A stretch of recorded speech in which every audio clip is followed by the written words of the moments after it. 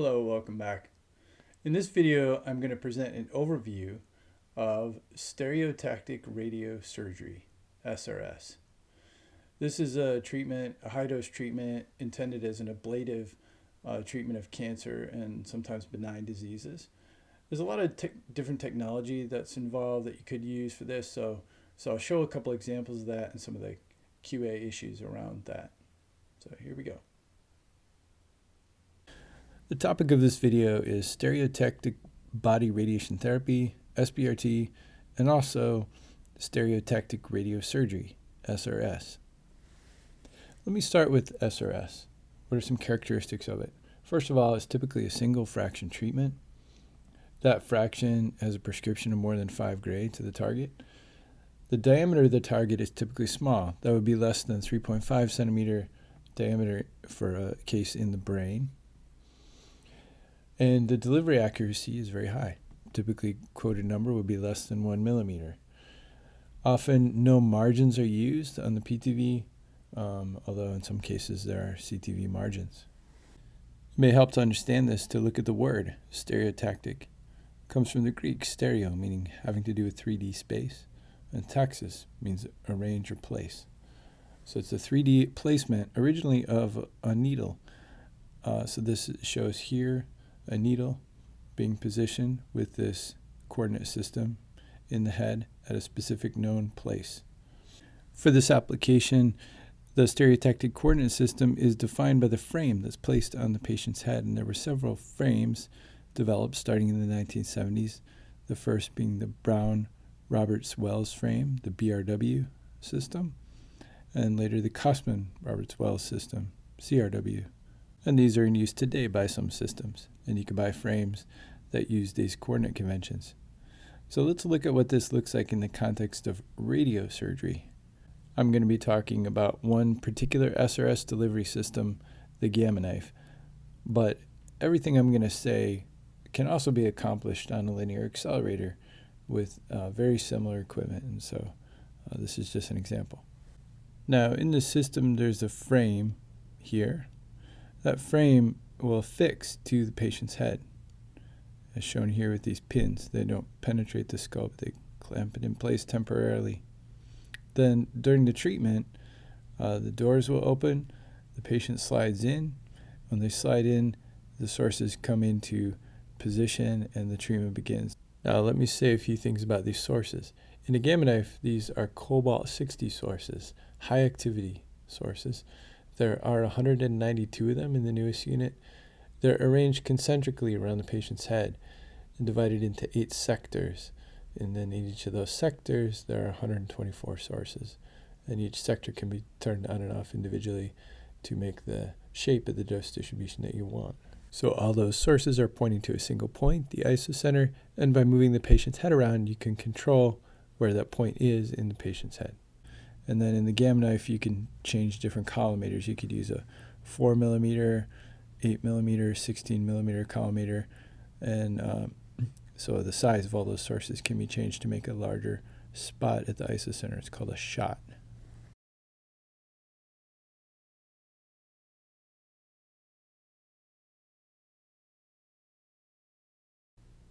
So the accuracy of this technique depends entirely on the frame, of course. Here you can see how the frame will attach. The pins go in, affixed to the patient's head, and then the frame defines a coordinate system. You can see it etched here. Now, of course, we need to understand where those coordinates are anatomically, so there needs to be some way to identify that in the imaging system. So that's where this fiducial box comes in. It attaches on top of the frame. You see it kind of goes in. There's a little foot that mounts into the hole here. And then this frame can be visualized on the images. That's done through these little fiducial channels.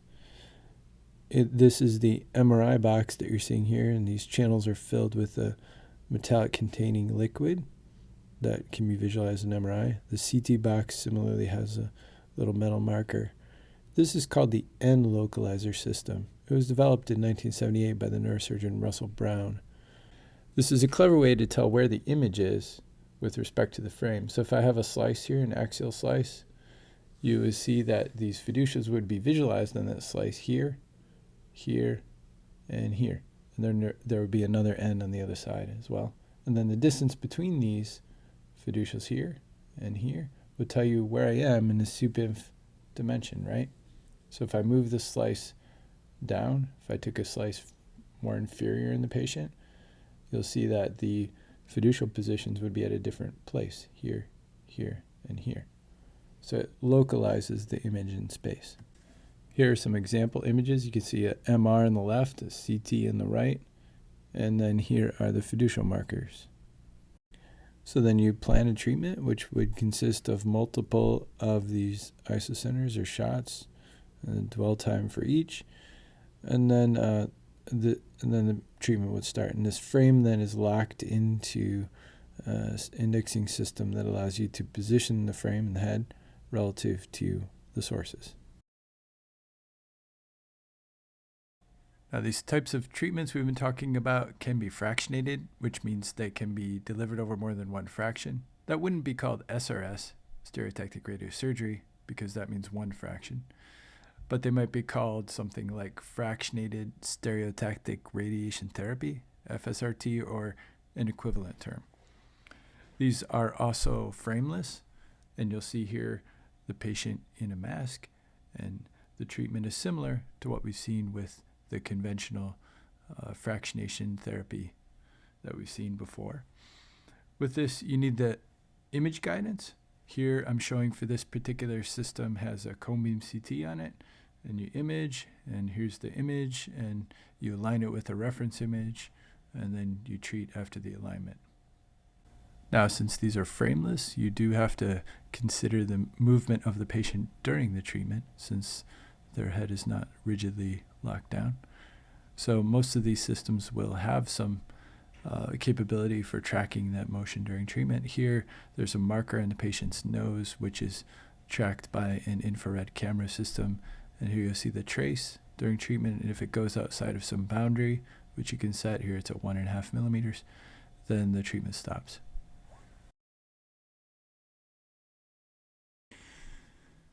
All right, I'm going to wrap up this discussion of SRS by talking about aspects of quality assurance, QA.